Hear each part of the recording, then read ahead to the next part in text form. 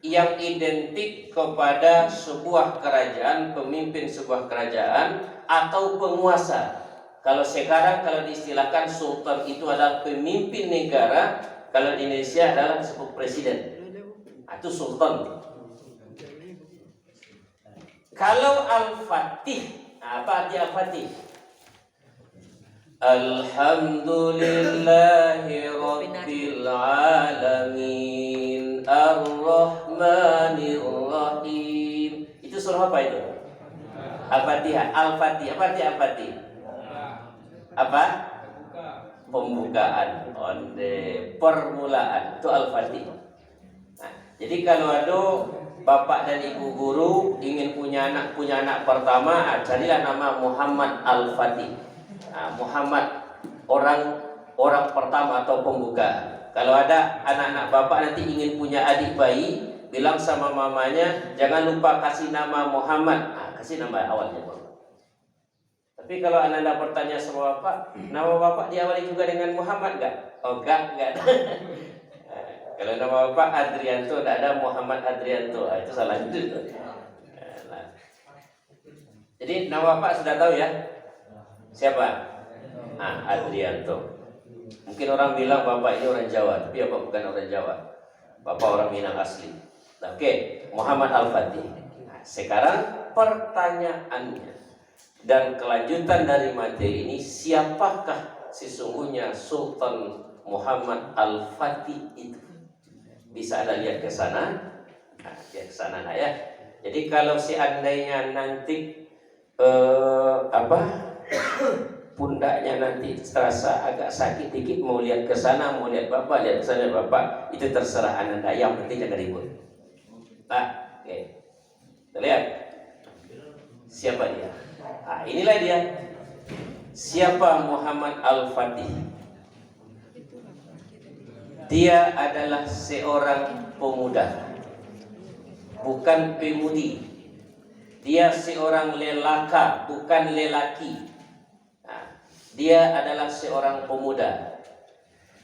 Kalau menurut WHO, pemuda itu ada yang mengatakan batas umur dari 12 sampai 24 tahun. Ada yang mengatakan dari umur 10 sampai 19 tahun. Itu masuk juga dalam kategori pemuda. Jadi Muhammad Al-Fatih adalah seorang pemuda pejuang Islam yang berhasil. Dia sudah bisa menjadi sultan dalam umur 25 tahun. Barakah hebatnya. Barakah hebat. Kalau anda yang pakai peci berapa umur sekarang? Iya awak. Berapa umur awak? 50 ada laki Pak. Itu Muhammad semua itu Pak. Muhammad Ilham. Muhammad Ilham. Subhanallah. Oke. Muhammad.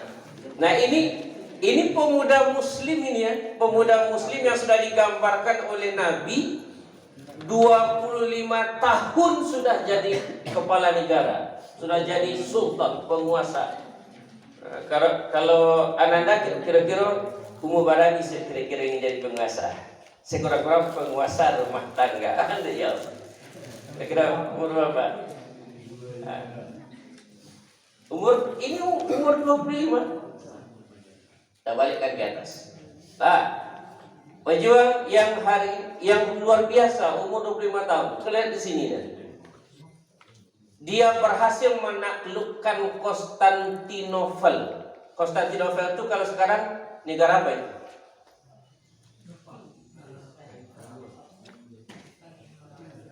Coba renungkan baik-baik. Yang kemarin terjadi gempa dahsyat, ribuan orang meninggal dunia di negara mana? Itu dia Turki. Jadi Konstantinopel kalau sekarang menjadi ibu kota Turki namanya itu dia. Berapa hebatnya dia seorang pemuda ini. Inilah yang kita contoh. Jadi kita tidak belajar sejarah dari mana ke mana, enggak. Kita ambil keteladanan dari ini. Seorang pemuda bisa berhasil jadi panglima perang, jadi kepala negara, jadi penguasa umur 25 tahun, bisa mengumpulkan ratusan ribu tentara untuk menaklukkan Konstantinopel itu umur 25 tahun. Hebat kan? Nah, di mana nanti rahasianya? Nah, di mana nanti? Kan hebat. Nah, coba lihat, lanjut. Lihat sini. Coba bisa terlihat oleh Anda? Nah, coba Anda baca dari atas tanah. Baca di situ. Bisa terlihat kan? Hah? Pemuda pejuang Islam yang berhasil menaklukkan Konstantinopel, ibu kota Kekaisaran Romawi, dan merupakan kota terbesar dan termakmur di Eropa pada masa itu. Kalau istilahnya di dunia ketika itu, Konstantinopel itu adalah termasuk daerah yang makmur, daerah yang luar biasa, bagaikan istana dunia, bagaikan surga dunia. Itu luar biasa waktu itu. Nah, itulah dia Konstantinopel. Kalau sekarang ditukar sekarang disebut dengan Istanbul. Nah, apa arti Istanbul di situ? Itulah apa? Dalam kota atau ke kota. Itu arti Istanbul. Nah, itu coba Nobel. Kalau nanti terbayang oleh kita, ya Allah, seorang pemuda umur 25 tahun bisa jadi itu. Nanti bisa enggak kami menjadi orang yang hebat nanti, ya Allah? Bisa. Pasti bisa. Dengan catatan harus ada syaratnya. Nah, di sini siapa ketua kelas? Ada ketua kelas? Siapa? Ada ketua kelas di sini? Nanti ketua kelas itu juga nanti sebagai sultan di kelasnya. Nah, sebagai pemimpin di kelasnya. Oke. Al-Fatih merupakan Sultan Turki Utsmani yang ke-7.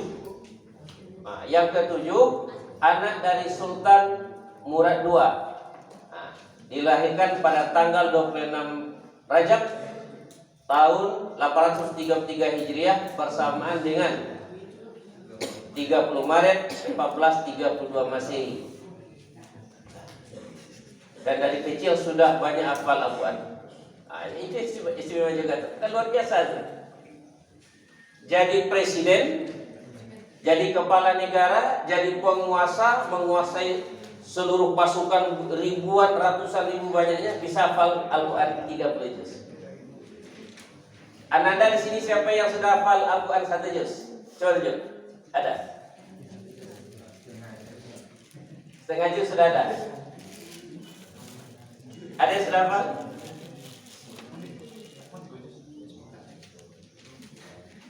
Yang setengah juz ada yang hafal? Atau seperempat juz ada yang hafal? Ada. Ayat-ayat pendek Qul huwallahu ahad ada hafal?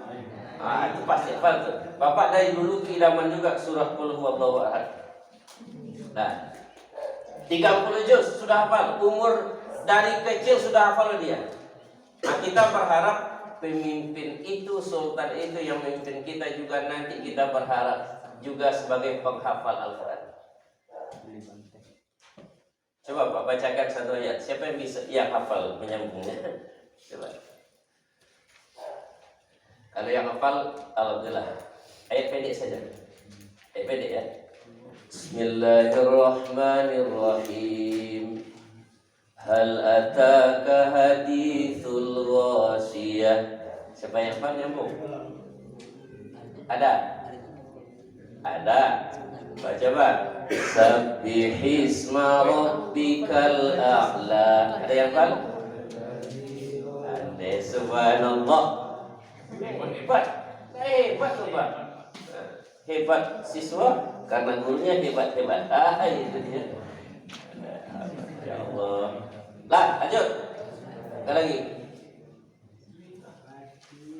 Muhammad Al-Fatih bisa memimpin ratusan ribu pasukan, dan itu sudah digambarkan oleh baginda Nabi, dikutip dalam sebuah hadis riwayat Ahmad. Coba lihat situ. Sudah digambarkan oleh baginda Nabi. Nah, lihat. Sungguh Konstantinopel akan ditaklukkan, maka pasukan penakluk adalah sebaik-baik pemimpin, dan pasukan itu juga adalah sebaik-baik pasukan. Siapa yang dimaksudkan di situ? Itulah Sultan Muhammad Al-Fatih. Jadi kita tentu berharap, berdoa mudah-mudahan kita bisa nanti, walaupun tidak bisa seperti itu, paling-paling kita mendekati tekad bulatnya yang bisa kita contoh. Siap ya? Siap? Nah, Bapak uji dulu sebentar. Fokus atau tidak fokusnya? Oke, coba hentikan kertas dulu nak catatannya. Ananda, coba yang saf yang di depan. Nah, coba luruskan safnya sebentar nak. Sebentar ya. Coba. Nah, oke, maju depan sedikit nak, depan sedikit nak. Coba Ananda, ini sekadar untuk apa saja, mungkin bisa dipakai di yang berikut. Kalau seandainya Bapak sebut nama Bapak Adrianto, ujung nama Bapak apa? O. Yang berikut Ananda buat sebuah kalimat yang awal kalimat itu O. Oke, siap? Nanti yang seterusnya juga begitu. Bisa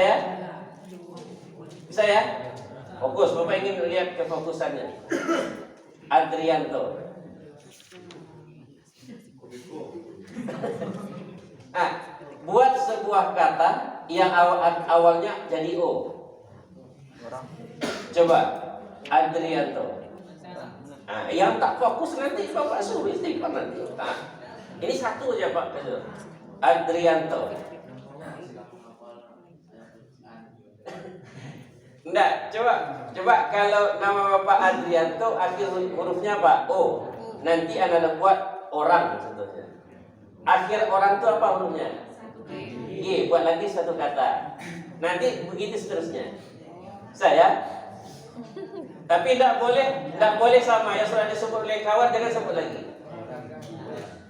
Oke, coba. Kita tukar. Rifa.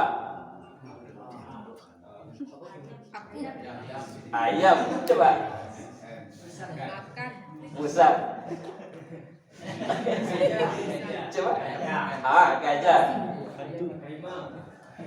Harimau. Ini mungkin lihat harimau dari pagi. Ular. Takut ular enggak? Oke, coba. Gajah. Ayam. Rambutan. Ini paling-paling kalau itu yang tersebut itu kebiasaan makan rambutan. Rambutan. Itu ayam. Fokuslah. Rambutan apa lagi?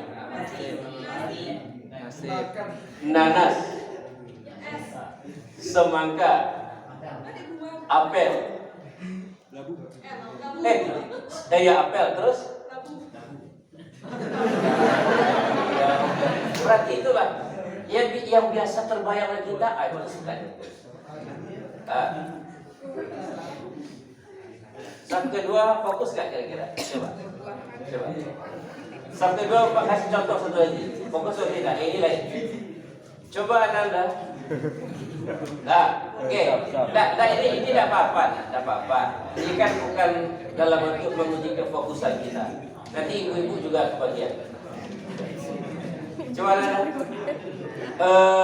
Tangannya letakkan sini. Dari kiri ke kanan. Karena Anda tuh oke. Yang lain mengikuti. Nanti yang lain mengikuti. Terus. Oke. Cukup berhenti sana. Anda putar dulu. Ikuti. Berhenti sana. Putar tangannya. Berhenti. Putar. Oke, seperti itu kita coba tes. Jangan sampai salah. Kalau itu gunanya fokus dulu. Oke.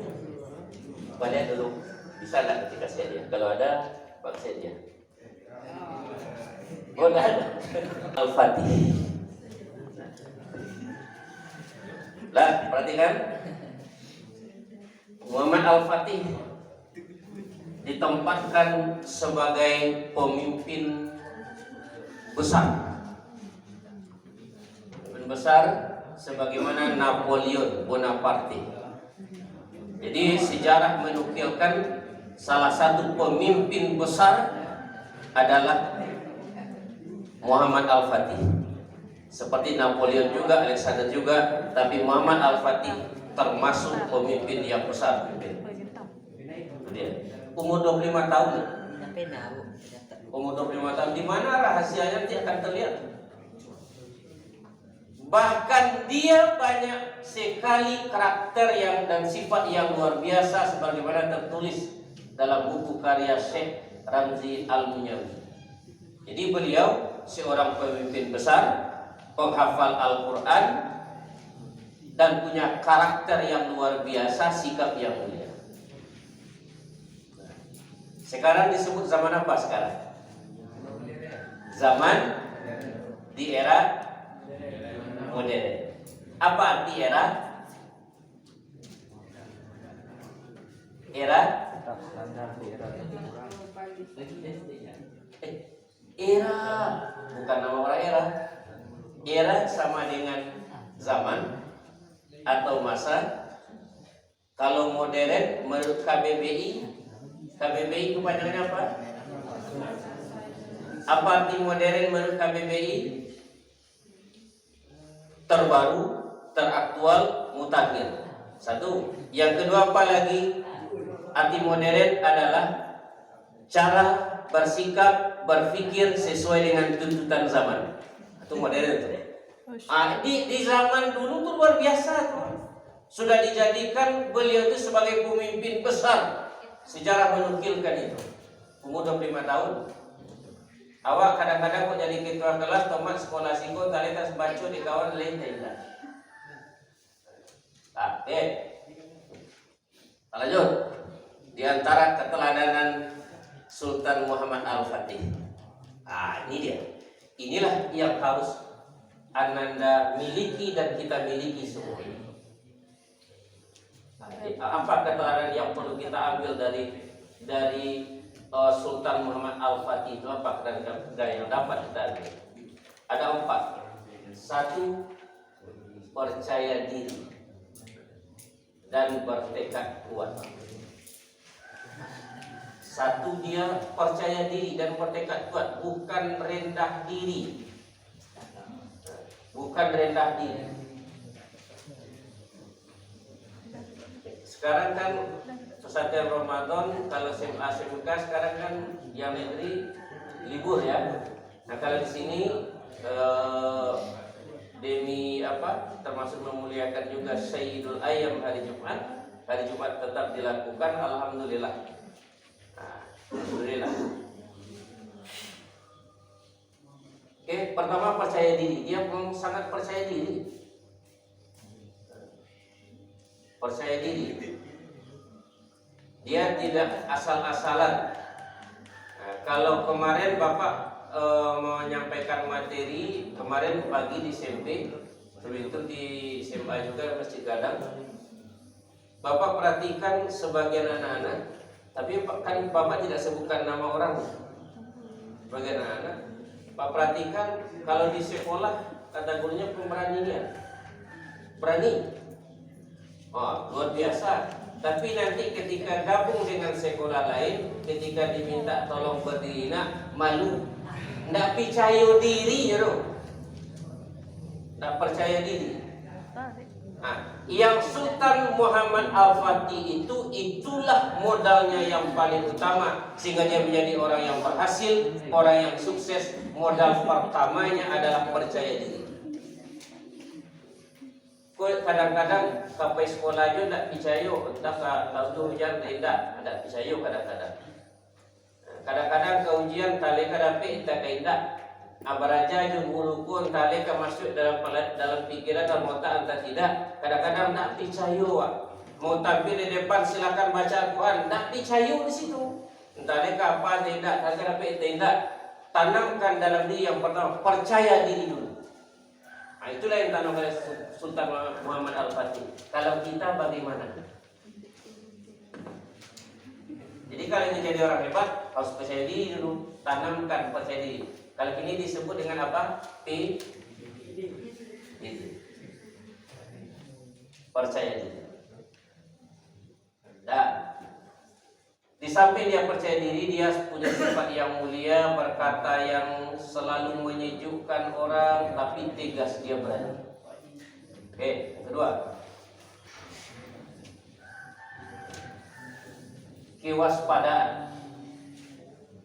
Kewaspadaan yang tinggi.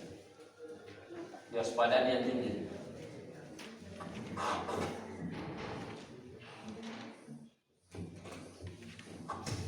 Jadi yang pertama, syarat menjadi seorang untuk jadi pemimpin yang hebat nanti, apapun status kita, yang pertama harus percaya diri, yang kedua punya kewaspadaan yang tinggi.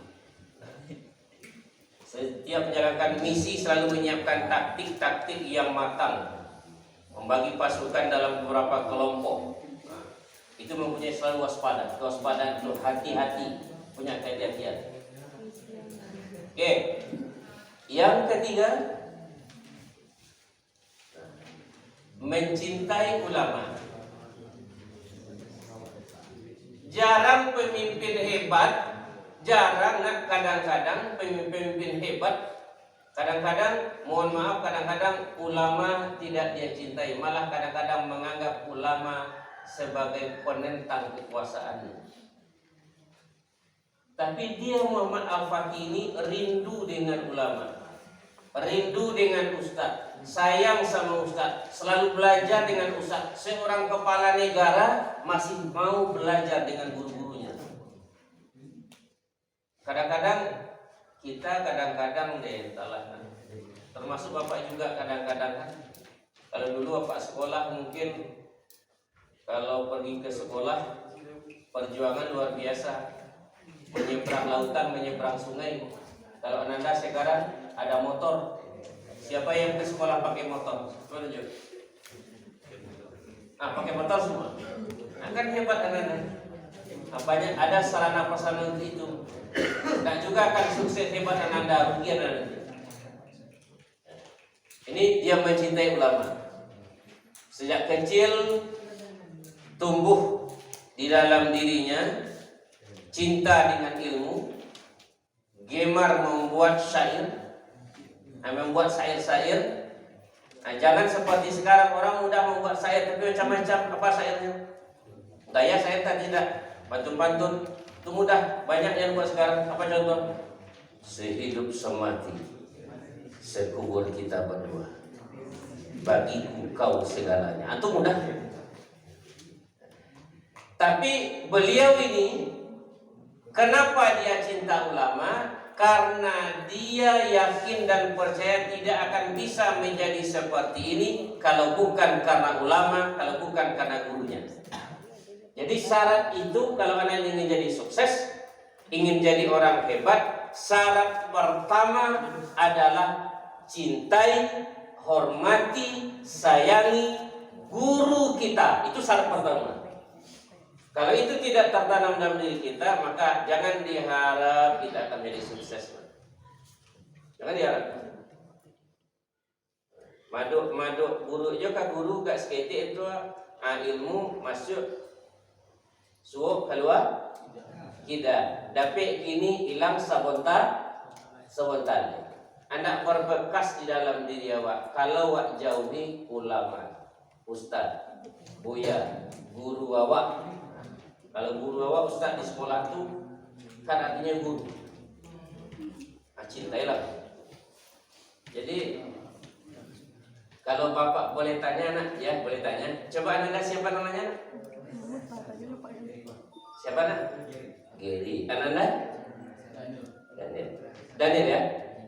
Kalau bapak saya tanya sama Daniel, kalau seandainya kalau gurunya bilang Daniel, kita sekarang libur, tapi bapak minta Daniel datang aja sekolah ya. Kira-kira Daniel senang hati atau tidak?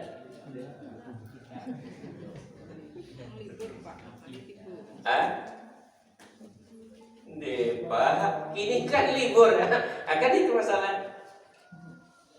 Boleh saja jawaban itu, tapi Muhammad Al-Fatih ini itu cintanya ke gurunya, ke ulama luar biasa. Itu yang paling utama. Dia cinta kepada gurunya, dia sayang kepada gurunya, dan dia tak pernah berkata-kata kotor kepada gurunya, karena dia yakin berkata kotor kasar kepada gurunya membuat ilmu yang dia tuntut dikasih gurunya tak berbekas dalam diri. Oke, kita coba lagi yang di depan, kucing. Akan dulu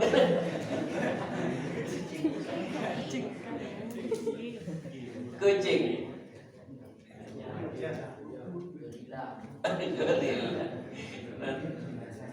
Oke, tadi ayam juga. Tadi ayam juga. Itu suka ayam. Oke, bagus nak ya. Jadi yang pertama, apa kata yang dapat kita bilang pertama Muhammad Al-Fatih? Yang pertama apa tadi? Percaya diri luar biasa. Jadi syarat kalian menjadi orang hebat, orang sukses, siapapun dia, mau ketua kelas, mau siapapun juga harus percaya diri pertama. Yang kedua apa? Selalu kewaspadaan tinggi, kehati-hatian. Hati-hatian. Apa kasih contoh? Kita hati-hati enggak? Contoh. Nah, mohon maaf ya. Apa contoh? Ananda bawa motor. Bawa motor, pas di tengah jalan ada razia. Kira-kira Ananda melihat ada razia di depan, Ananda akan tempuh juga? Atau mundur, tapi mundur ada mobil besar menghadang di belakang. Kira-kira gimana? Mundur.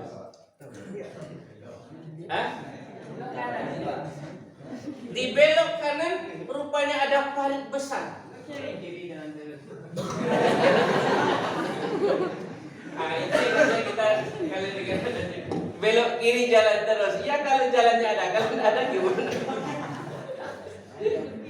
Disitulah pentingnya kewaspadaan dan kehati-hatian. Ada orang terhati-hati ditunggu polisi santai dulu, atau ditunggu ada mobil lewat, besar lewat, cepat menyelinap sebelah kiri, sama-sama lari kencang ke sana. Ada juga, tapi harus hati-hati. Bapak tidak mengajarkan seperti itu, tapi Bapak pernah terjadi hal yang demikian. Jadi hati-hati, apapun kehati-hatian perlu dijaga. Termasuk berpakaian hati-hati. Anda hati-hati juga pakaian.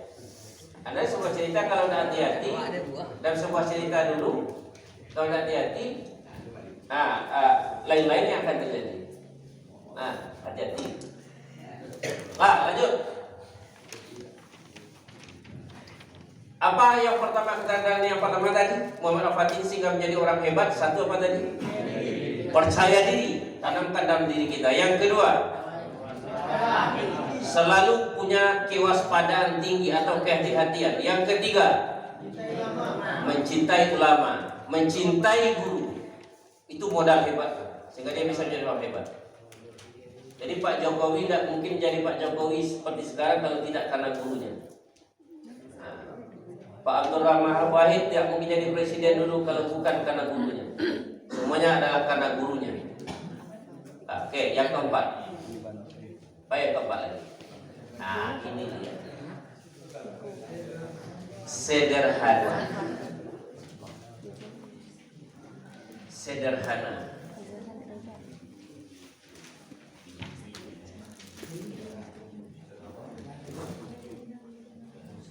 Dia sederhana.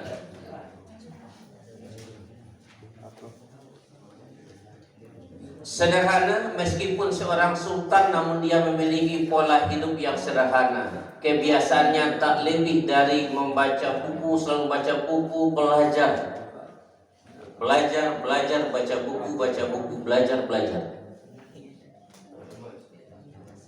Itulah hidupnya sederhana. Tidak menyombongkan diri, tidak angkuh, tidak sombong. Itulah dia. Hidupnya sederhana. Tidak seperti apa kalau orang baru-baru kaya kadang-kadang mohon maaf Anda, itu kalau jalannya itu sudah apa itu? busukkan dada. Kan? Tapi di sini enggak, di sini orangnya baik-baik semua. Nah, banyak uang beli cincin, tidak sebentar sakit-sakit kepala. Nah, rupanya ada cincin kan, nah, segala macam. Nah, pakai apa? Beli motor baru, hidupkan knalpot yang racing, spell tahu semua kan. Tapi dia orangnya sederhana. Sederhana orangnya enggak apa? Tak sombongkan diri. Bapak malam kemarin pergi ceramah, malam yang dua hari yang lalu arah ke cincin sana. Bapak, ini pengalaman nak ya, tapi Ananda jangan seperti itu. Bapak bertanya ke seorang ibu-ibu, apa yang Pak tanya? Bu, mungkin karena Bapak orang biasa nggak tahu lah. Ibu, di mana arah Perumnas dekat sini? Dan Perumnas dekat sini.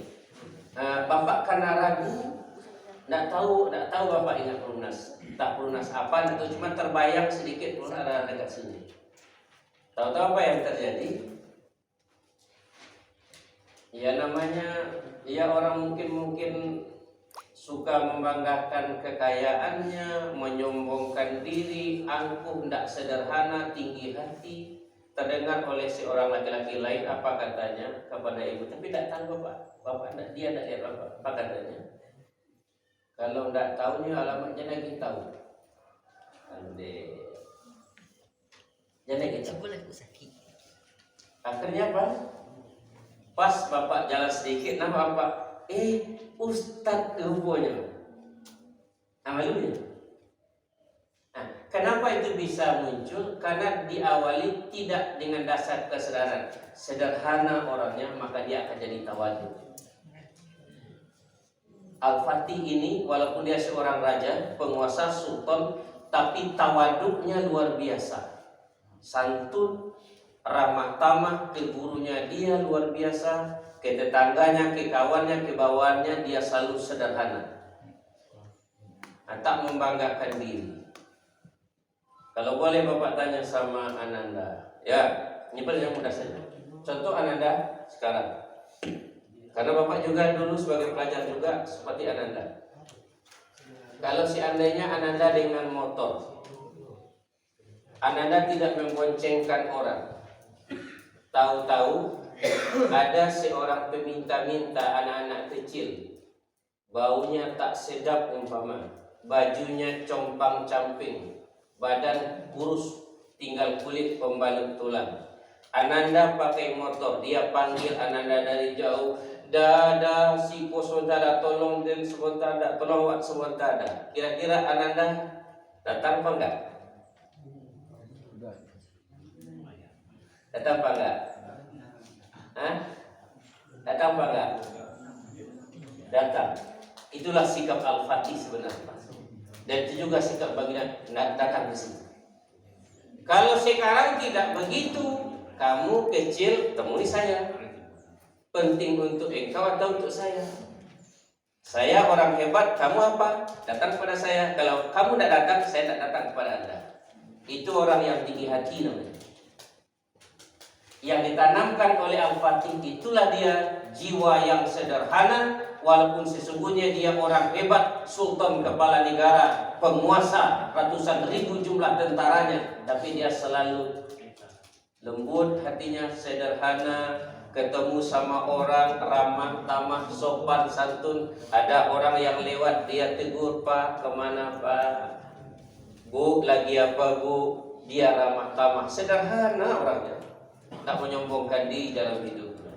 Nah, itulah keteladanan, itulah yang harus kita contoh, mengambil keteladanan dari Sultan Muhammad Al-Fatih. Ananda siap mencontoh kesederhanaan Sultan Muhammad Al-Fatih? Siap mencontoh kewaspadaan kehati-hatian beliau? Siap mencontoh mengikuti cinta kepada guru, ulama dan sebagainya? Siap. Tanamkan itu dalam diri kita kalau kita ingin jadi orang hebat, sukses. Fahim tuh? You understand? Oke. Sekarang apa pembelajaran buat kita? Apa pembelajaran buat kita? Tiada lain tiada bukan adalah Pembelajaran buat kita bangun dalam diri kita kepercayaan. Siapa yang bisa membaca? Coba Anda baca, bisa tak lihat? Bisa? Dari kisah Muhammad Al-Fatih.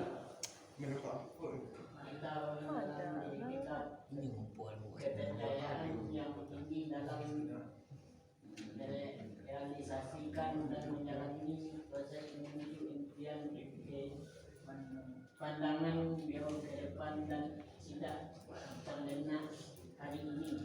Oke. Satu itu pertama, harus percaya diri, harus berani, harus punya kekuatan, semangat untuk meraih sebuah cita-cita. Tapi ujung cita-cita itu kasih sayang Allah yang kita cari, bukan karena yang lain. Ambo ke sekolah, abu ke sekolah, apa sekolah? Mantan pacar ada di sekolah, apa yang buat tunda itu bukan itu yang kita contoh. Mencari kasih sayang dan ridha Allah.